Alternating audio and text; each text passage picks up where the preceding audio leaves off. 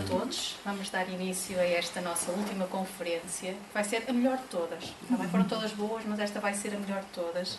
Temos connosco a professora Elizabeth Ramos, que é nutricionista, fez mestrado em saúde pública, doutoramento também em saúde pública. Portanto, ela foi a responsável pelo recrutamento e tem sido sempre o acompanhamento da coorte de adolescentes da Faculdade de Medicina. Portanto, tem aqueles adolescentes que hoje têm 28 anos, portanto, já não são bem adolescentes, e que têm definido um bocadinho as suas áreas de investigação, muito fatores de risco de obesidade e fatores que condicionam este tracking da obesidade até à vida adulta. Aliás, é um dos fundamentos para a criação da coorte.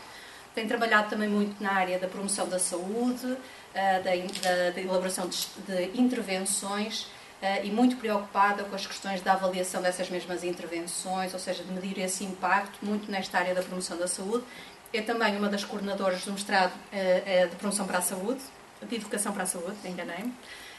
E, portanto, temos hoje o privilégio de a termos aqui hoje para falar exatamente de desafios da saúde pública no mundo em mudança. Agradeço muito. Acima de tudo, é uma grande amiga e, portanto, daí ser um privilégio mesmo tê-la aqui hoje connosco. Muito obrigada. Obrigada pelas simpáticas palavras. É com muito gosto que estou cá hoje, num registro um bocadinho diferente do que habitualmente, porque senão é a apresentação de dados científicos, seria uma conversa. Eu trouxe alguns slides para nos irmos orientando e para serem tópicos e para partilhar convosco alguns dos pensamentos durante este período de tempo. Encontrar-me aqui a ver se... Nesta questão dos desafios em saúde pública, a primeira coisa que eu gostava de relembrar é de que é que estamos a falar quando falamos de saúde pública. E podemos encontrar várias definições em diferentes contextos. Cada abordagem trará coisas diferentes. Eu trouxe-vos aqui uma porque traz alguns aspectos que eu gosto particularmente. A primeira coisa é que é arte e ciência, por isso a junção das duas coisas, e não há verdadeira saúde pública sem conhecimento científico, mas igualmente sem uma capacidade de usar aquele conhecimento com alguma imaginação e adaptada aonde estamos a trabalhar. Por outro lado, estende-nos isto não apenas à prevenção da doença, que já por si já é um aspecto importante, mas traz-nos também aqui a ideia de promover a saúde e a eficiência física e mental. Por isso, as várias componentes do indivíduo. E a última parte, que também é extraordinariamente importante, a questão de que isto tudo só se consegue com o esforço organizado da comunidade. E é todas estas partes que vão contribuir para que a saúde pública seja só por si um desafio. O outro problema que eu tive, estão a ver assim um tolo no meio da ponte, foi basicamente como eu estive até há poucos minutos atrás, quando decidi isto está fechado, ponto. Que é, os desafios são tantos, que o que é que eu escolho? Para cada um deles, o que é que eu trago para ilustrar? E por isso eu escolhi aqui alguns. Não tem a ver com serem os mais importantes, não tem a ver com serem as prioridades. Foram os que eu achei que podiam ser engraçados de hoje discutirmos e de chamar a atenção para esse aspecto. Por isso, vamos pegar neles olhando nesta perspectiva de que são estes como poderiam ter sido outros. E o primeiro desafio que eu trago é o desafio do sucesso. Nesta questão da mudança, parece-me estranho porque é que o sucesso é um desafio. E é um desafio porque trouxe-vos dois exemplos. Um deles é a vacinação. A vacinação é uma estratégia base, estruturante, um clássico da intervenção da saúde pública. E, além de ser um clássico da intervenção da saúde pública, em Portugal em particular, conhecemos que é realmente um clássico com sucesso em muitos aspectos. Em Portugal começa em 1965, foram várias as doenças para as quais temos agora no nosso Programa Nacional de Vacinação. que foram entrando em diferentes momentos em função da sua importância naquele contexto e da capacidade de as implementar no terreno. Todo este período, ou seja, estes 50 anos desde que começou, e como viram, não começou tudo ao mesmo tempo, trouxe alguns resultados. Um dos resultados é uma doença erradicada, e erradicada não é Portugal, erradicada não é um sucesso português, é um sucesso global.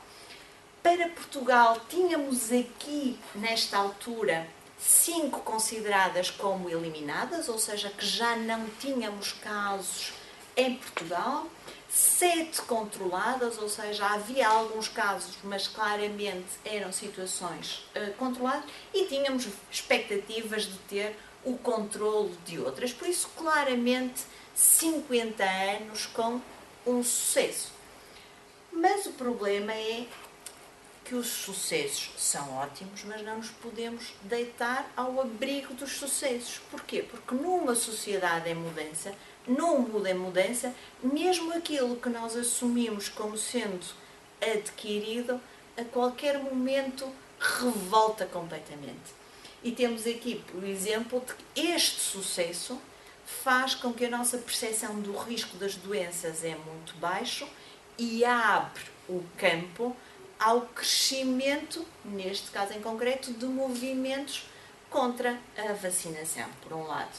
E leva a quê? A que, de um ponto de vista de saúde pública, é necessário fazer aquilo que se calhar ninguém há 10 anos atrás ou há 5 anos atrás pensava que ia voltar a precisar de fazer. Ou seja, campanhas para promover de novo a vacinação. E por isso, tudo isto está sempre em mudança.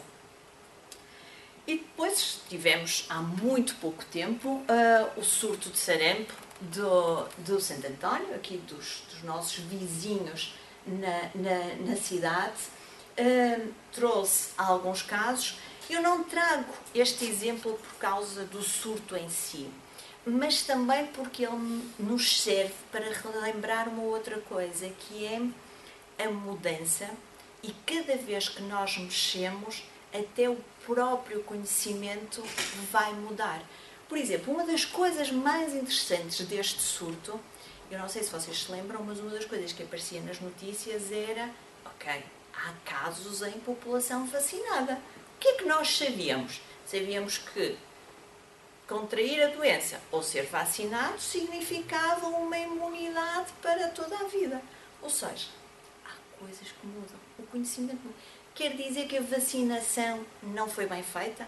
Não, provavelmente significa que, devido ao sucesso, já não há doença a circular em natureza, por isso já não há aquela renovação que as gerações anteriores iam tendo, mesmo que tenue, quando eram vacinados uma vez, e por isso ao longo da vida iam renovando aquela imunidade. E agora o conhecimento que nós tínhamos, que era vacinação, imunidade para toda a vida, se calhar já não é tão verdade, e por isso temos que repensar de novo aquilo que tivemos como adquirido durante muitos anos. Por isso, outro dos desafios da saúde pública é esta abertura à constante procura de conhecimento e a consciência clara de, neste contexto, sempre que se muda, vamos ter também mudança no conhecimento que está adquirido. E por isso,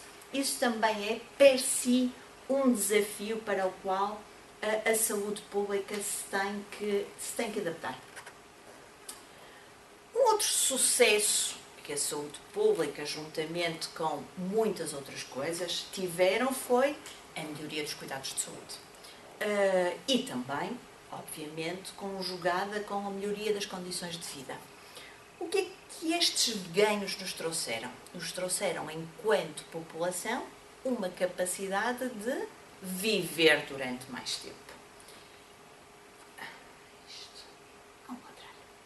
E viver durante mais tempo significa que realmente estamos a ter uma proporção maior de pessoas mais velhas. Por exemplo, a estimativa para 2050 é que vamos ter 33% de pessoas acima dos 60 anos, ou seja, em cada 3, um tem mais de 60 anos. Este aspecto per si traz alguns desafios para os quais a população se tem que adaptar, que é todo o contexto. E a saúde pública tem esta lógica de que não estamos apenas a falar de saúde, mas estamos a falar de políticas, estamos a falar da questão, por exemplo, das reformas, estamos a falar da urbanização, os passeios que nós temos, as rampas, os edifícios que temos, etc. Por isso, a preparação de todas as políticas em função de dar uma resposta a este desafio que resulta dos ganhos que tivemos nos últimos anos. E isto também nos traz um desafio novo. Isto traz-nos um desafio novo também porquê? Porque ao envelhecermos, as características e as doenças para as quais se tinha preparado durante muito tempo todo o Sistema Nacional de Saúde, todos os serviços de apoio à população eram outro tipo de patologias. E o que vemos aqui é que claramente estas duas barrinhas são o que condiciona mais casos de mortalidade, e por isso estamos aqui a falar das neoplasias e das doenças cardiovasculares, e por outro lado temos aqui mais duas que estão em crescimento, embora sejam mais pequenas do que esta, a questão é que elas têm vindo a ampliar-se. E o que é que temos aqui? A saúde mental e a diabetes. O que é que este conjunto de coisas nos faz aqui alertar? Faz-nos alertar para quais são os fatores de risco que estão por trás de tudo isto. E reparem, é uma mudança brutal do que foi o nosso conceito quando nós pensamos nas doenças infecciosas, como por exemplo o surto de sarampo. É que quando eu penso numa doença infecciosa, eu tenho que identificar a fonte, arranjar barreiras, e a solução está relativamente, não vou dizer que é simples, mas contida no tempo. Quando nós falamos deste tipo de patologias, o que é que nós vamos ter? Vamos ter um aspecto fundamental, vamos ter um aspecto que é uma batalha e um desafio muito grande, que é a doença ocorre numa idade, por isso eu vou ter os alertas, eu vou querer mudar quando ela dói, digamos assim, mas na verdade esta patologia que aparece aqui na 4ª ou na 5ª década de vida não começou aqui. Ela começou muito mais cedo. E ao ter começado muito mais cedo significa o quê? Que se eu a quero trabalhar de alguma forma, e por isso se quero melhorar a saúde da minha população, eu não posso agir aqui. Eu vou ter que agir muito mais cedo. Este é um desafio particularmente importante nesta época em que estamos. Porquê?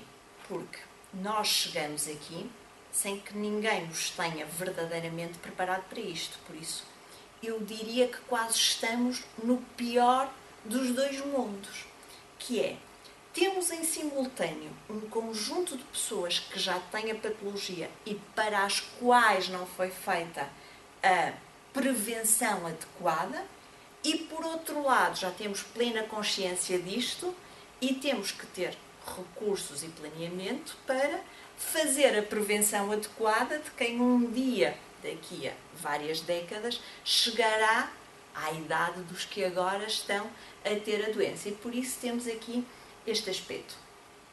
E isto traz-nos grandes desafios. Traz-nos o desafio de ter que começar a intervir cedo. Quando as pessoas não estão minimamente preocupadas com estas coisas, e por isso significa que a forma de trabalhar, a forma de preparar estes aspectos não vai ser responsabilizando a pessoa, mas criando as condições para facilitar as escolhas, porque a pessoa dificilmente tomará per si estas escolhas. E traz-nos ainda um outro efeito, é assim, vocês acreditam que isto é importante ao longo da vida? Eu apresento-vos o Pedro. O Pedro, concordam comigo que as escolhas, é um jovem criança, as escolhas que ele vai fazer ao longo da sua vida vai afetar a saúde que ele vai ter ao longo da vida.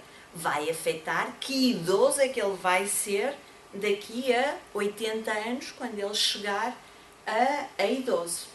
A questão é, quando é que isto começou? Foi quando ele nasceu? Não. Porquê? Tudo o que a mãe do Pedro fez durante a gravidez do Pedro afeta ou não afeta a saúde do Pedro ao longo de toda a vida? Provavelmente sim, porque há muita coisa que foi determinada nesta fase. Mas, se nós pensarmos num exemplo muito claro e comum na nossa sociedade, a obesidade. O índice de massa corporal com que a mãe do Pedro chegou ao momento do início da sua gravidez afeta ou não afeta aquela gravidez? Afeta ou não afeta o Pedro? Afeta. Por isso, tudo o que a mãe fez ao longo da sua vida também vai acabar por ter repercussões na vida do Pedro. E mais, quando é que o Pedro aparece verdadeiramente, por primeira vez? Se vocês se lembrarem, o óvulo que deu origem ao Pedro já estava na mãe do Pedro quando a mãe do Pedro nasceu, certo? Por isso, estamos aqui sem tentar extrapolar muito, estamos aqui claramente a ver que o idoso que o Pedro vai ser, ou a saúde que o Pedro vai ter ao longo da vida, no mínimo, começou durante a gestação da sua mãe, ou seja, começou com as escolhas que a avó do Pedro fez. E isto, se não quisermos ir ainda atrás, porque conseguimos ir um bocadinho atrás. De um ponto de vista de saúde pública, isto é um desafio muito difícil. É um desafio muito difícil, porquê? Porque ao não se verem os resultados de imediato, é difícil que todas estas personagens tenham consciência do impacto que as suas escolhas vão ter, sobretudo quando elas não doem no imediato, por um lado. E por outro lado, é um desafio muito grande, porque implica que temos que ter na saúde pública pessoas que são capazes de tomar decisões sem pensarem no curto prazo. Porquê? Porque as decisões que tomarem hoje, provavelmente, só vários anos depois é que se vão ver as suas repercussões. E esse é outro desafio, é o desafio de encontrar as pessoas certas para os locais certos. Porquê? Porque se joga demasiado em cada decisão. E depois temos aqui um outro aspecto, que é, voltando à questão do sucesso e dos ganhos. Estes são dados de Portugal e reparem, nós em 12 anos ganhamos 4 anos de vida. 4 anos de vida na esperança de vida é uma brutalidade. Parece-nos pouquinho, mas é de facto muito. E foi num curtíssimo espaço de tempo.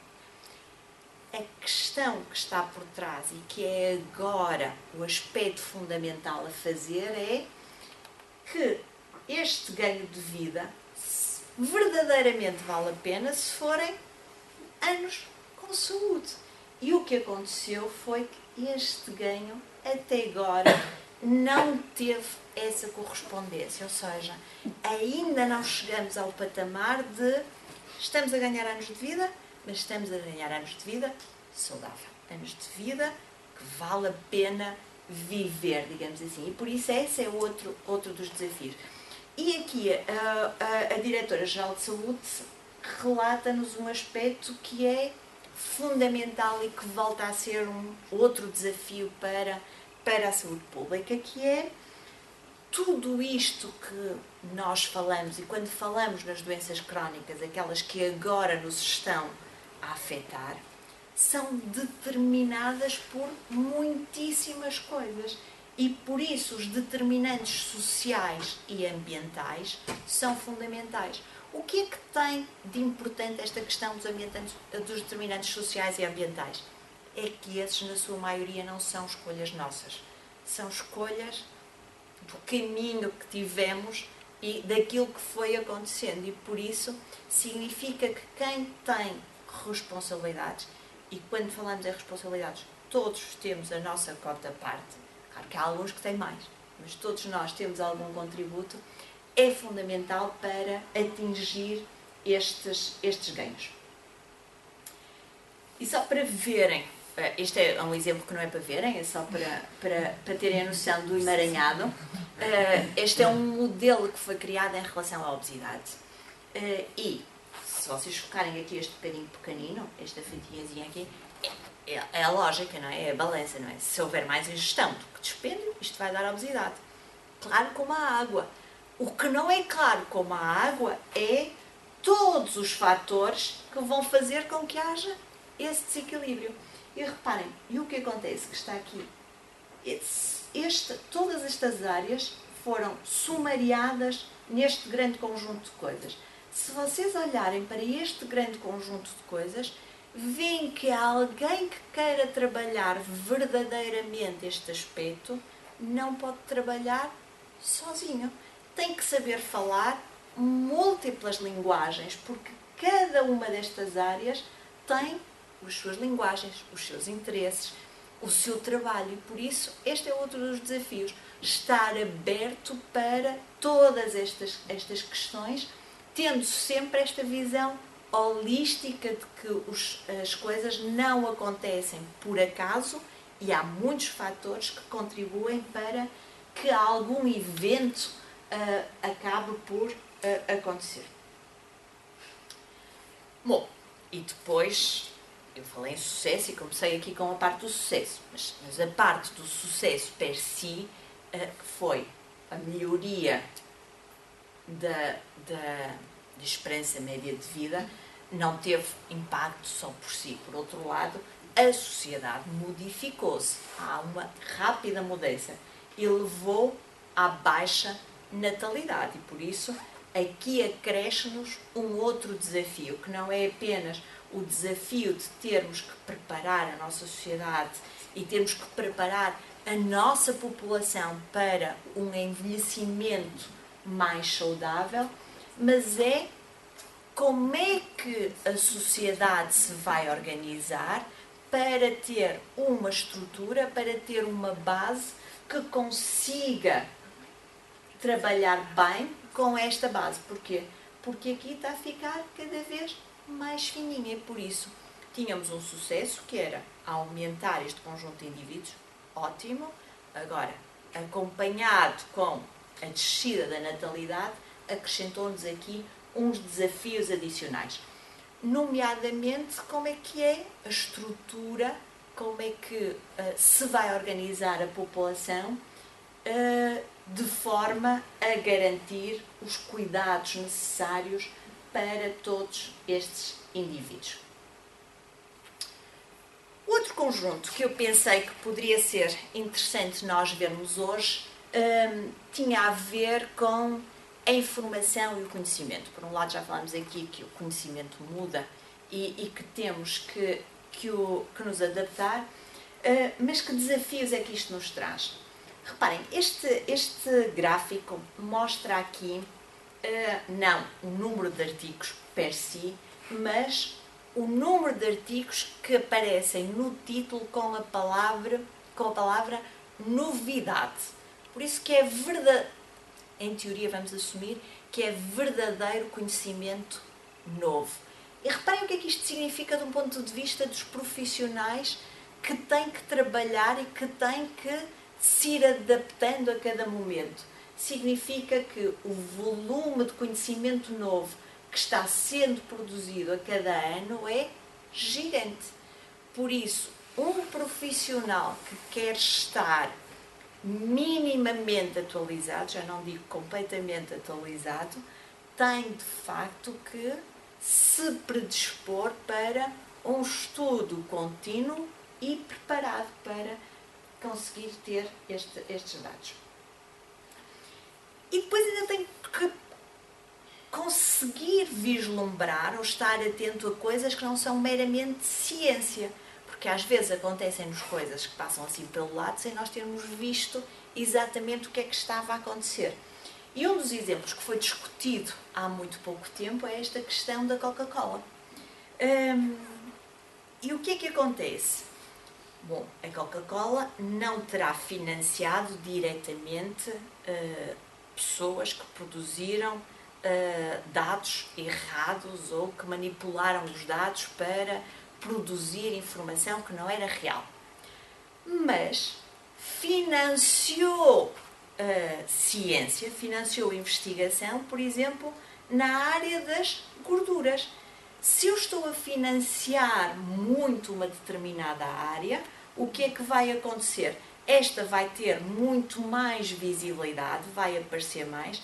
Quando os profissionais estão atentos ao que é produzido na ciência, o que é que lhes está sempre a cair? O problema das gorduras, o problema das gorduras. As gorduras são um problema, as gorduras são um problema. E, no fundo, o que é que eu estou a fazer? Estou verdadeiramente a desviar a atenção de outro local. Neste caso em concreto, de o que é que era o papel dos açúcares em toda esta história. Isto significa que todas as pessoas que trabalham em saúde pública e toda a população têm que ter um espírito crítico e uma capacidade de não se restringir meramente ao conhecimento científico, porque senão pode haver um conjunto de coisas que nem se quer ver. E por isso esta necessidade de estar, de ter esta visão mais alargada. Isto agora, se nós fugirmos do profissional e do conhecimento para agir, depois temos os aspectos mais relacionados com a própria população. E nestes aspectos mais relacionados com a própria população, que se lembram da nossa definição de saúde pública, que é uma parte fundamental de todo este trabalho, tem alguns aspectos muito difíceis de lidar, que é, por um lado, a velocidade a que há informação. Enquanto que há alguns anos atrás nós esperávamos meses para ter novos conhecimentos, agora está constantemente a sair nova informação. E isto significa o quê? Que é fundamental a capacidade de verificar a qualidade e a veracidade da informação que está a ser produzida.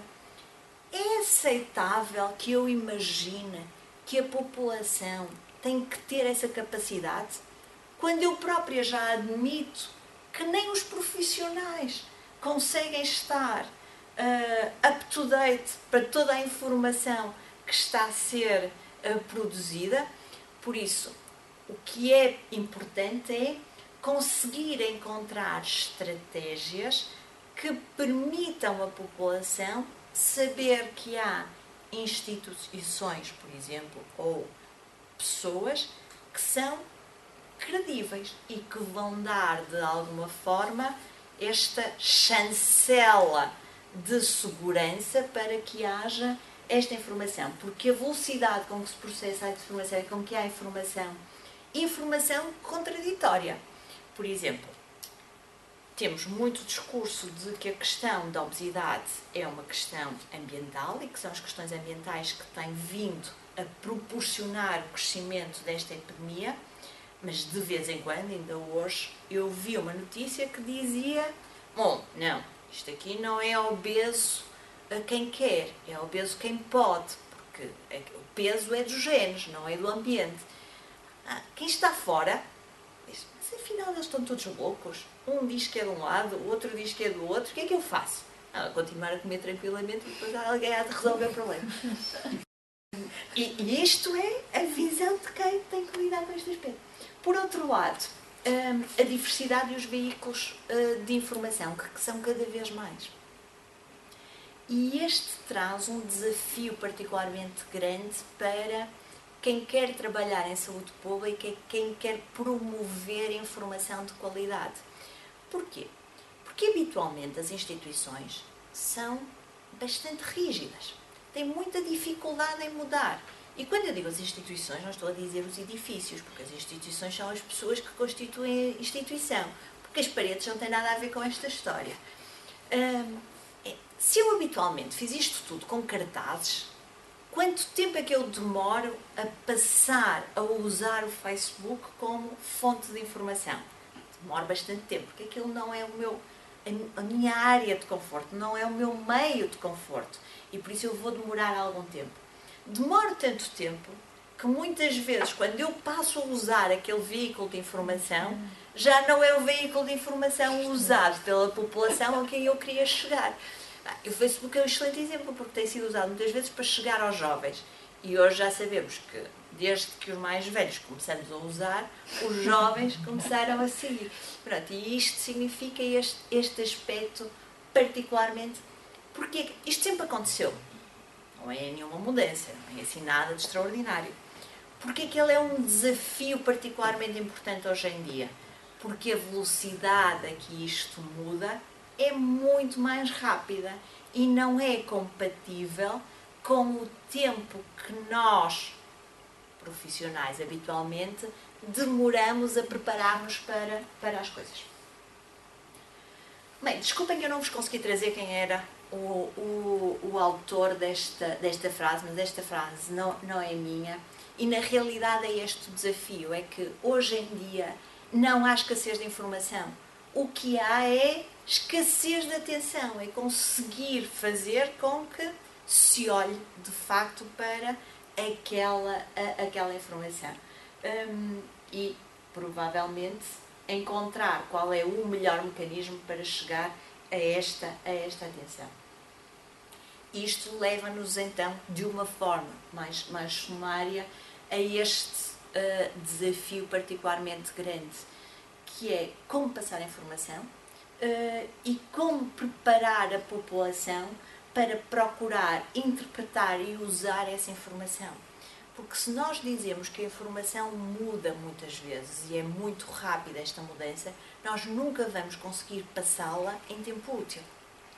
Por isso, a única forma que nós temos de trabalhar estas questões é preparar a população para que consiga procurar, interpretar e usar verdadeiramente a informação.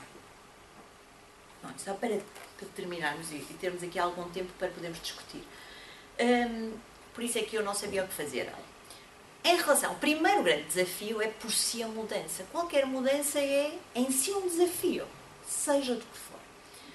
Depois o que eu vos queria, de alguma forma, na minha escolha dos pontos que trouxe, era que um dos desafios é termos consciência que todas as ações têm consequências. Porquê que eu trouxe os sucessos? Porque nós temos a perfeita noção disto quando falamos de insucessos. Se eu fiz algo que correu mal, eu tenho a noção de que isto vai ter consequências. Mas esqueço-me que mesmo quando eu faço coisas que correm bem, elas vão ter algum efeito. E voltamos à questão de que uma borboleta bate as asas de um lado do planeta e temos uma tempestade do outro lado. E por isso, de alguma forma, esse aspecto. O outro aspecto, quando eu peguei na questão da informação, era esta necessidade de adaptação, que eu acho que é um dos grandes desafios. E uma adaptação rápida, que seja adequada à velocidade que as coisas acontecem hoje em dia. Eu trouxe isto em relação à informação, mas aplica-se a muitas outras coisas. Por exemplo, aplica-se a com que população é que eu estou a trabalhar. Eu tinha uma ideia do Porto, e o Porto, em 5 ou 6 anos, a população que existe no Porto mudou brutalmente. E a forma como eu posso trabalhar com ela será completamente diferente. E por isso, esta necessidade de adaptação rápida é também um aspecto importante. Depois, a ideia, quando eu pensei nas doenças e na mudança das doenças infecciosas para as doenças crónicas, é de facto a lógica das novas prioridades. E de que muitas vezes as coisas funcionam em função do que é notícia. Mas as doenças infecciosas tinham este aspecto de ser solúvel, resolúvel num tempo curto. Se nós pensarmos nos nossos últimos surtos, a legionela, o sarampo, foram tudo coisas que deram muitas notícias, enquanto houve aquilo todos os dias éramos massacrados com os novos números, mesmo que fossem números completamente previsíveis, mas ficou fechado, arrumou-se, já nunca mais se fala. O que é que acontece quando nós falamos nas doenças crónicas? É que isto é para muito, muito tempo que implica esse trabalho. Depois, um outro aspecto que eu não vos trouxe era a ideia do mundo global, não é? A nossa lógica de que não podemos pensar apenas dentro das nossas fronteiras, porque o que ocorre em África, porque é que o ébola voltou a ser notícia? Essencialmente porque de repente começamos a perceber que isto não é algo que fica fechado no continente africano. A qualquer instante, rapidamente nos chega e somos confrontados com patologias para as quais não estávamos preparados, e por isso a ideia do mundo global. Isto é verdade para as patologias, e nós vemos isto muito claramente nas patologias, mas também é verdade para os comportamentos. O correr, não fomos nós que começamos.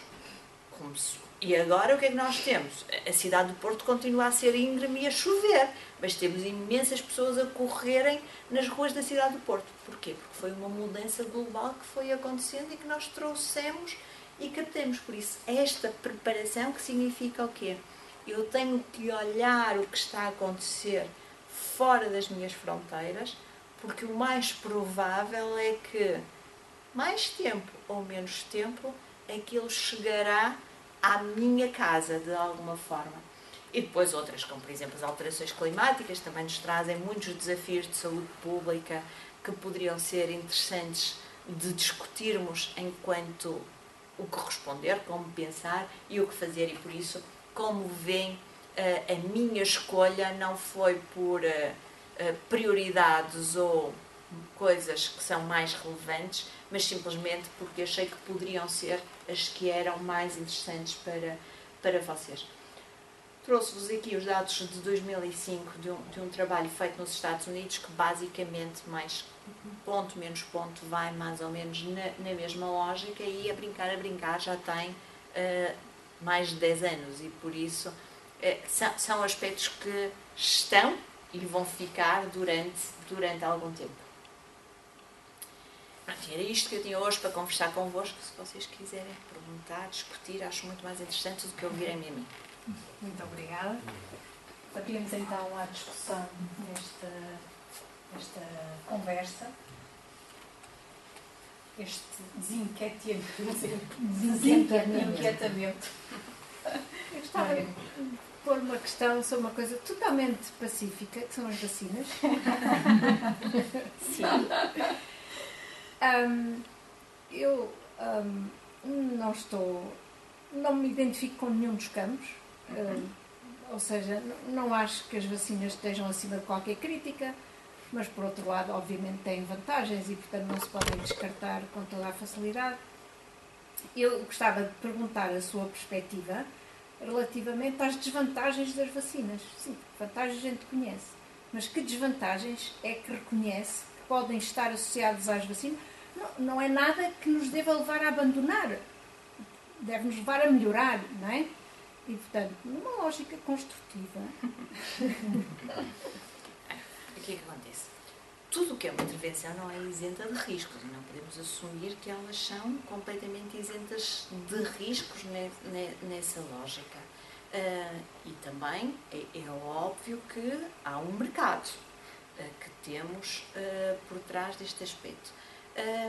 A questão é que claramente, e de um ponto de vista populacional, na minha perspectiva, compensa o risco nessa lógica, e por isso acho que... Mas eu não estava aqui a fazer uma análise de custo-benefício. Eu gostava de que desse a lista dos problemas. Nós temos alguns problemas, é assim, se nós pensarmos na estrutura necessária para implementar todo este aspecto, se pensarmos no que são a forma como elas são construídas, criadas, e a especificidade de cada uma. Mas na realidade os problemas associados parece-me são muito, muito poucos e por isso eu não os valorizaria de todo. E não têm nome? E não tem nome. Mas já só uma questão e a minha ignorância. Na realidade, os problemas que às vezes aparecem são individuais, ou seja, têm a ver com a resposta de cada pessoa, certo? Sim, e difícil de provar, Exato, portanto, difícil de provar que efetivamente, nos perceber, casos de autismo, nos casos sim, de perceber se há uma relação de causa e efeito. Exato. Foi por causa disso que houve que se foi aquele fator de risco para... tem a ver com a resposta diferente de cada indivíduo, não é? Imagino Eu presumo que uma parte sim, mas custa-me a crer que seja apenas isso. Ou seja, o meu filho já é muito grande, já passei pela fase de ter de tomar decisões sobre vacinas, mas à altura, à época, eu verifiquei que havia vacinas no mercado que ainda tinham mercúrio. O mercúrio era usado como conservante e não há nenhuma dúvida que o mercúrio é uma neurotoxina e, portanto, não fazia sentido para mim que o mercúrio estivesse ali a ser injetado em criancinhas recém-nascidas. E estava.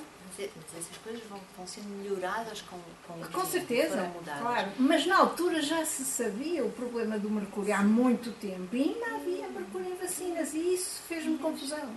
Mas repare, mesmo essa quantidade é uma exposição muito mais baixa do que muitas outras que temos com o acumular do tempo. Por isso, Tudo é demais quando é desnecessário e evitável. a questão é se é evitável. Tanto é evitável que eu penso que agora já não haverá grande mercúrio, não é? Portanto, foi evitado. Pois, por isso as coisas O têm que ir que eu melhorando sinto, com o que eu o sinto é tempo. que há uma enorme dificuldade em pôr as coisas nos dois pratos da balança. Parece que ou temos de ser 100% a favor das vacinas e ninguém lhes pode tocar, ou então temos de ser uns radicais mal informados. Temos que as Não melhorar tem que ser. claramente e elas vão sendo melhoradas com o tempo. Mas tal como em muitas outras coisas. Por exemplo, se nós pensarmos noutro tipo de conservantes que estavam, por exemplo, em alimentos, com o tempo, conforme fomos encontrando outras soluções, eles foram desaparecendo. Por isso as coisas vão sendo um equilíbrio de diferentes coisas nesse sentido. Obviamente não quer dizer que elas não possam ser melhoradas, e há muitas coisas que podem ser melhoradas. E a discussão traz essa melhoria, mas é quase como se me dissesse fazer um taco não é isento de radiação. Certo. Há mais alguma? Não há mais nenhuma pergunta, não? Estava Posso a continuar? Isso é uma discussão de facto interessante. Há de facto artigos recentes em revistas de toxicologia que indicam que de facto pode haver alguma ligação com autismo e outro tipo de doenças, mas isso de facto é sempre uma questão de risco-benefício, porque, por exemplo, o facto de se clorar a água, tratar com cloro, sabe-se que há o risco de pelo menos uma pessoa num milhão vir a ter cancro por beber essa água. Mas se não colorasse, Mas mais não- morreriam Exatamente. Mas, por exemplo, em relação ao autismo, encontra vários trabalhos neste momento a relacionar com microbiota, com o tipo de parto. Claro. Nós vamos conseguir encontrar sempre, e por isso é que não pode ser isolada, não pode ser uma resposta isolada. E neste aspecto é a lógica no total e no balanço do risco-benefício. Até porquê? Porque depois, por exemplo, vamos imaginar, há coisas que provavelmente nenhum de nós pensaria ou se lembraria de qual era o risco associado ao sarampo. Todos nós temos uma visão muito tranquila, até ao momento em que o ano passado, há 2 anos, fomos confrontados com uma morte de uma jovem. E é uma morte num surto muito pequeno, por isso esse risco claramente supera o do... E é nessa lógica que a nossa visão, quando eu digo que a nossa percepção de risco vai mudando, também tem a ver com isso. Tem a ver com as vacinas e tem a ver com muitas outras coisas. Uma pergunta mais provocadora. Que é, onde é que está o pai do Pedro e o avô do Pedro? ou é irrelevante? Não é nada irrelevante. Não é nada irrelevante. E tem um impacto muito grande. O pai do Pedro e o avô do Pedro não estão, eu vou-lhe dizer exatamente porquê. Porquê? Porque a minha lógica era do biológico. E no biológico eu queria chegar à avó do Pedro, e por isso foi essa a minha cadeia. Mas esse é um aspecto fundamental. E mais, e é muito interessante os trabalhos que têm mostrado que o papel transcende o que são as exposições biológicas expectáveis à partida. Mas de um ponto de vista, por exemplo, da toxicologia, e aqui na lógica do conhecimento e como é que vamos trabalhando o conhecimento, há coisas que nós hoje damos como garantidas. Por exemplo, quando nós dizemos que comer fruta e hortofrutícolas é um fator protetor de doença, é verdade. Para nós hoje é uma verdade absoluta. E é verdade porquê? Porque nós estamos a ver os indivíduos que agora estão a ter a doença, o que é que eles comeram. E agora dizemos, ok, comer isto faz bem. E vamos dizer aos mais novos, a quem está a começar, vão por este caminho. Mas se a fruta e os vegetais que eles estão a comer agora, nomeadamente de um ponto de vista do que é os compostos que estão para além do que era expectável, se calhar quando daqui a 40 anos estivermos sentados nesta sala, alguém vai estar a dizer que comer fruta e vegetais não é um fator protetor, é um fator de risco. Porquê? Porque já estamos a falar de outro conjunto de coisas e nesse sentido é claramente um aspecto que vai implicar esta lógica. Só relativamente ao sarampo. Só relativamente ao sarampo e à questão de saúde que aconteceu. As pessoas deviam se vacinar. Eu sei que os grupos de risco foram aconselhados a ser vacinados e tudo, mas estou a falar do comum das pessoas. De acordo com a idade. Agora não lhe consigo dizer qual é a barreira da idade. Exatamente. Os mais novos, sim, e exatamente por causa disto. Porquê? Porque os indivíduos mais velhos, e provavelmente estamos a falar 40, 45, provavelmente, o que é que nos aconteceu? Em algum momento da nossa vida nós fomos contactando com sarampo em natureza. E por isso não temos apenas aquela imunidade que veio através de algo artificial que foi a vacinação. E por isso a nossa... E provavelmente foi sendo ativada durante os anos. O que acontece nos indivíduos mais jovens? Os indivíduos mais jovens deixaram completamente de contactar. Por isso o único contacto que tiveram foi na vacinação e nunca mais foi renovado. E por isso os mais jovens que só tiveram uma dose, provavelmente seria, se quiserem, uma boa nessa lógica. Não, eu ia fazer um comentário e ia fazer uma questão. Gostei muito da sua apresentação porque realmente contextualizamos aqui uma série de coisas que acho que não se aplicam só à saúde pública, aplicam-se a muitos domínios da nossa vida. E embora tenha gostado muito, a mensagem é muito pessimista, não é? Ficamos todos aqui um bocado a pensar que isto está tudo perdido. Não está E nada. ressalta um pouco que a maior parte dos problemas de saúde pública que temos resultam de comportamentos. Portanto, a minha questão ia um bocadinho nesse sentido. O que é que pode ser feito nas universidades, de modo a realmente contribuir para uma melhor saúde pública? Se calhar está nas mãos de todos nós e falta aqui alguma parte de trabalho que ainda não foi feito. Eu começava por um aspecto que está para além de tudo o que é saúde. Eu diria que a primeira grande coisa que começa muito cedo é algo que tem vindo a ser descurado, que é a capacidade de questionar, a capacidade de ir à procura e de questionar, porque quando assumimos tudo tal e como é, isto acaba por perder esse aspecto. E aí as faculdades têm esse aspecto. Depois eu diria que há uma outra questão que é, nós temos vindo a focar muito e a fechar muito conhecimento. E isso também me parece, de um ponto de vista de saúde pública, e pensando que há demasiadas coisas a ter em conta, também faz este aspecto, faz com que limite a capacidade dos indivíduos de olharem para o todo. E depois temos alguns aspectos que é, porque até o pensar de como estão as coisas, não é? O sítio onde estão as escadas, o sítio, o vir a pé ou não vir a pé, haver ou não haver transportes públicos, eu reivindicar que quero bons transportes públicos, por isso, esta capacidade da população, eu acho que é fundamental, porque toda a gente trabalha em função daquilo que lhe é exigido.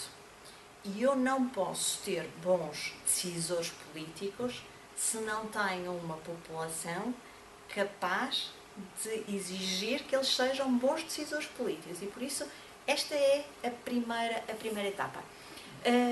E depois nós temos coisas que é muito difícil de lidar porque é a forma como está a sociedade. Mas, por exemplo, se eu pensar que as faculdades implicam para muitos alunos 7 horas por dia sentados numa sala de aulas, e eu penso de um ponto de vista de saúde pública, não é o melhor contributo que a faculdade está a dar para este aspecto. Há como contornar? Não sei. E esta aqui é a questão. E nunca vai ser uma mudança muito de um dia para o outro. Tem que ir sendo claramente construída. Mas a minha ideia não era trazer uma mensagem pessimista. A ideia era que, de facto, é que, de facto, é modificável. Porque se não fosse, não tínhamos nada para fazer. Mas faz-nos pensar que muita coisa está mal, não é? E faz-nos pensar que muita coisa já foi decidida antes de nós começarmos a pensar sobre estas coisas. Só que se nós não começarmos hoje a tentar mudar o mundo, os que vêm a seguir vão ter uma coisa pior. E deixávamos a última pergunta da Sim, não. Talvez ligada com aquilo que a minha colega Célia disse, e pegando logo na definição inicial que referiu da saúde pública e que usou a palavra arte, eu acho que tenho bastante esperança na arte para nos conseguir alterar as nossas formas. Não sei se, porque depois o resto da conversa até agora se desviou completamente da parte da arte e foi por outros caminhos. Ia-lhe perguntar se tem conhecimento já de algumas iniciativas em que, através da arte, queremos modificar comportamentos. Há muitas coisas. Há muitas coisas que vão desde pontuais, por exemplo, escolas, intervenções, por exemplo, em cinema, e de usar a arte cinematográfica para fazer trabalho, que não a ideia de fazer sketches de promoção de saúde, não. Usar verdadeiramente enquanto arte para trabalhar. E depois, vamos imaginar, por exemplo, numa galeria no Canadá, usaram obras de arte para chamar a atenção a coisas de saúde, a mensagens de saúde. Por exemplo, a mensagens relacionadas com o tabaco e no jogo entre acidentes de trânsito, por exemplo, e o tabaco. E há várias coisas. Na realidade, é a melhor forma de captar muitas coisas. Por exemplo, usar a dança para fazer alguma intervenção que não é apenas um mexer, é usar a dança para captar a atenção para outras coisas.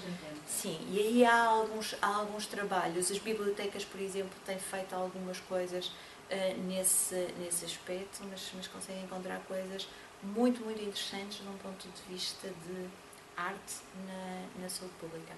Por outro lado, há esta questão de ser necessário muita arte para conseguir captar, para conseguir transmitir a mensagem. E nas suas diferentes cores. Porque ela tem que chegar exatamente a mesma a diferentes aspectos. E por isso aí é fundamental. E essa é uma das coisas que nos tem falhado em alguns aspectos. Por exemplo, nós olharmos para a publicidade, eles conseguem muito bem usar alguns aspectos para isso, enquanto que nós, eu diria que é porque estamos muito focados na ideia de que as pessoas fazem as escolhas racionais. E, por exemplo, se pensarmos que grande parte das nossas decisões são muito mecanizadas e muito automáticas, a verdade é que a parte do racional nisto funciona relativamente pouco. Muito obrigada. Se calhar existiriam mais perguntas, mas vamos ter que encerrar aqui esta sessão. Agradecer muito à Elizabeth.